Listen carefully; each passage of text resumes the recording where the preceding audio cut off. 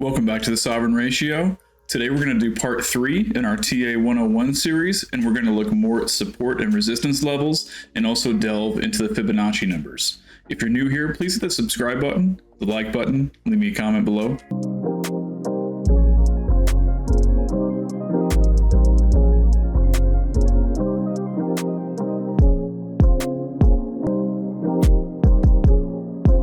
So in our last video, we spent a great deal of time identifying what a trend is, looking at higher highs, higher lows, and also break of structure.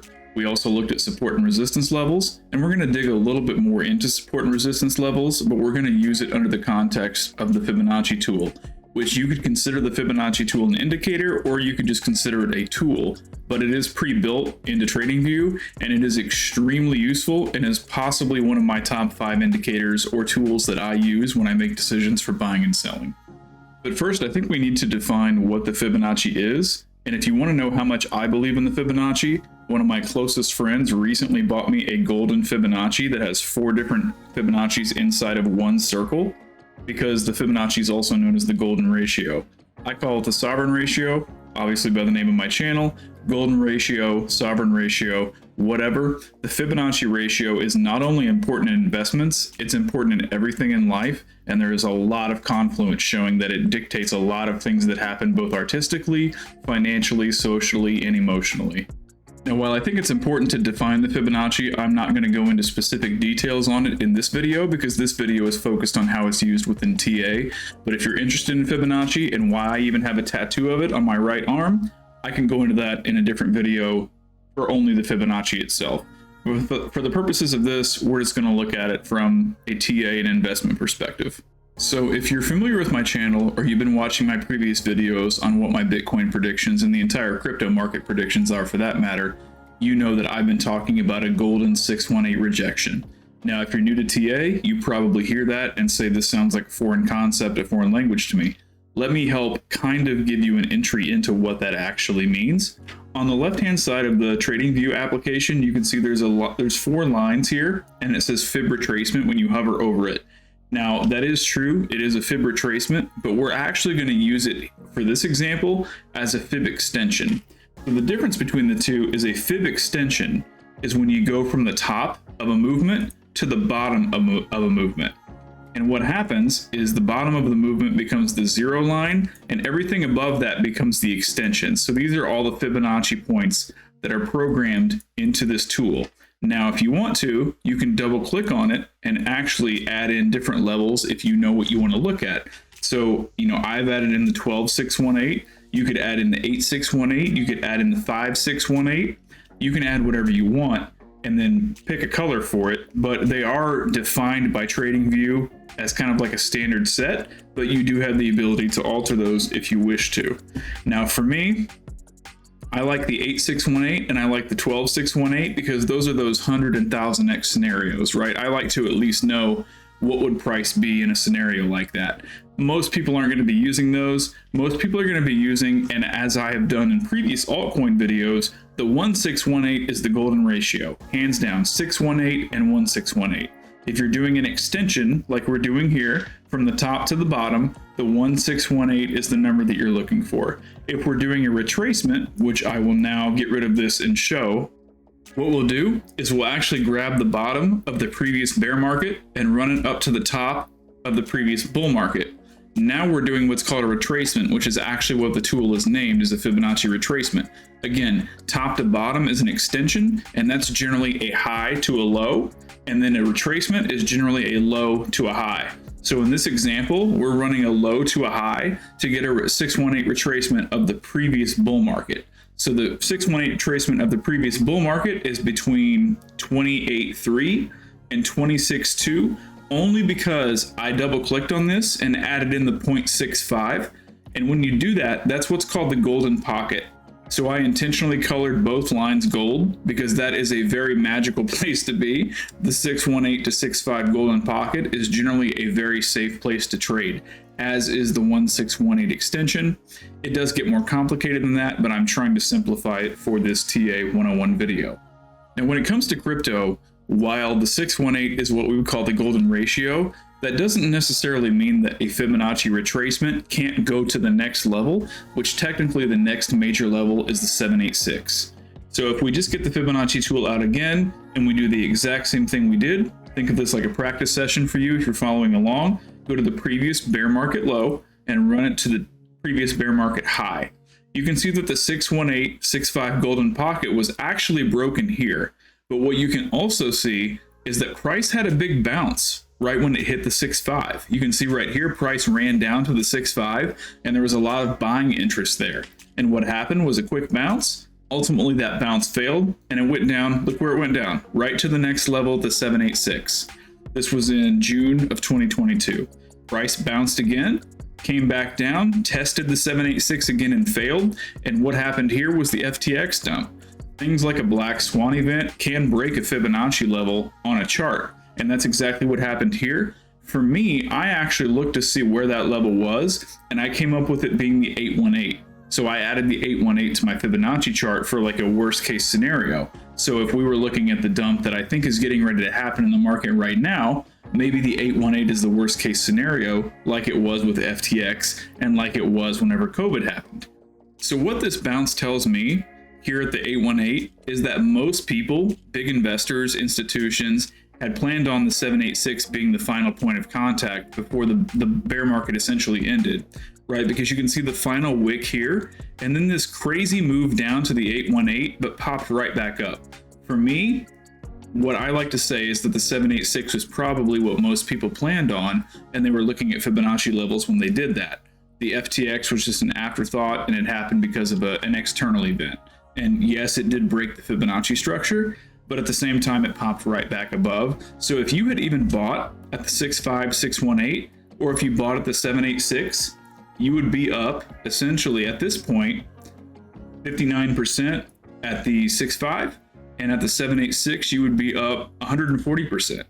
So even if you had purchased at those points and Bitcoin continued to go down because of whatever circumstances, you're still doing extremely well right now. And that's how Fibonacci sequences and Fibonacci numbers can work to your advantage, whether it be a large time frame like this or even day trading on a 15-minute chart. A lot of people have interest in trading Fibonacci levels, and because the majority of people have interest in trading Fibonacci levels, that's where the liquidity lies. So if you follow the liquidity, you will probably win in the long term, even if you make a couple of bad trades in the short term. So all of this information is obvious whenever you're looking at historical data. But right now, I have a prime example of what's coming in the future, and nobody knows what's going to happen. So again, I've stated many times that I thought there was going to be a golden 618 rejection at 48.5 to 48.6, and you can see that's exactly what happened. When the EFT was approved, there was a rejection right off of the 48.6 area. It actually wicked up to 49 and rejected right off of it. Why did I think this? Because there's been 3 instances of this in the past in the entire history of Bitcoin, and all 3 times it's done the exact same thing. It rejected right off of the 618 and it bounced down to below the 0.5. Sometimes it reached the 382, sometimes it reached the 236, but it always bounced below the 0.5 and below the 382. So the 382 currently sits at 36K. In my opinion, based off of historical data, it's almost guaranteed that Bitcoin's going to retrace to 36K. If it did not do that, it's an outlier in what's happened before, and the probabilities were in favor of those that went against the probabilities. But probability speaking, the probabilities state that Bitcoin's going to go to at least 36K and probably down to the 30K area, if not the 32, 33K. Somewhere between 30 and 33K is where I think this is going to happen. Now, obviously, I'm using a Fibonacci tool to predict what's going to happen in the future, and I don't know what's going to happen in the future. If Bitcoin were to close a candle, a daily candle above 48.5, 48.6, that would invalidate everything that I think about this Fibonacci sequence. But that's how we use the Fibonacci. It's probabilities. Everything that we do is a matter of probabilities. And Fibonacci sequences can be used as far as like support and resistance. They could bounce between support and resistance, but a lot of other people use the same Fibonacci levels that you or I might. And that's why trading is fun, is because we're going with the flow of what the masses are doing. So if people are buying at the 382 and selling at the 0.5, then you've got roughly $6,000 to work with there, which isn't bad. $6,000, if you have a couple Bitcoin, just playing a $6,000 range, you can make a lot of money. It's really used to identify support and resistance levels, and it's also used to identify what a top could potentially be in a massive bull run. Here's a prime example of that here. If we run a Fibonacci extension from this top back in 2017 to the bottom of the bear market, you can see that the Fibonacci extension of 3618 almost matched the top of both movements on Bitcoin, both the first movement, the dip, and the second movement before the bear market actually started. In previous cycles, it did something similar. If we run the same Fibonacci extension back here in 2013 to the low of 2015, now we do have to zoom out a bit because the gains in that cycle were much greater than other cycles, but you can see that Bitcoin actually went beyond the 12,618. I would say this is probably like the 14.618 or the something around 16.618, something around there. But there is a law of diminishing returns. As an asset is taken in by the masses and more people purchase it, the amount of gains that are seen over time are diminished. So that's why we see a gain of over 12.618 in this cycle versus the last cycle, we only saw a gain of 3.618. It could actually be said that if we do run a Fibonacci extension again on the current cycle, that 2618 is the ultimate target. So if we run that and we scroll out, we can see that 2618 sits at $155,000. Potentially, that could be the top of the next cycle. Potentially, it could also be that the ETF has put so much fuel into the fire that it actually defies the 2618 and goes up to the 3618 here at 210,000, or the 4236 here at 242,000. Nobody really knows, but the Fibonacci is a tool for speculation and probabilities. So another example on how I can use this with altcoins and even current market conditions is looking at the previous cycle. You can see that the high here around 20K and the low here around 3.2K. We run a Fibonacci extension on that. Again, right at the 618 golden rejection. But what did price do after that? Price went down to the 236 extension, which sat around $7,100 at the time. Now, if we're looking for altcoin entries, we probably want to see what altcoins did during that exact same amount of time.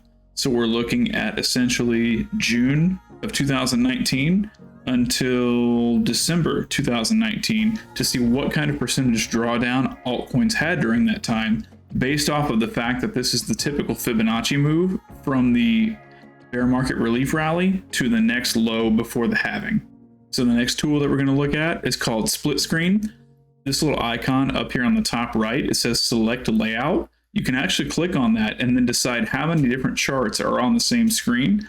There's two horizontally, two vertically, all the way down to 16, which is just insane. You couldn't even read anything at that point.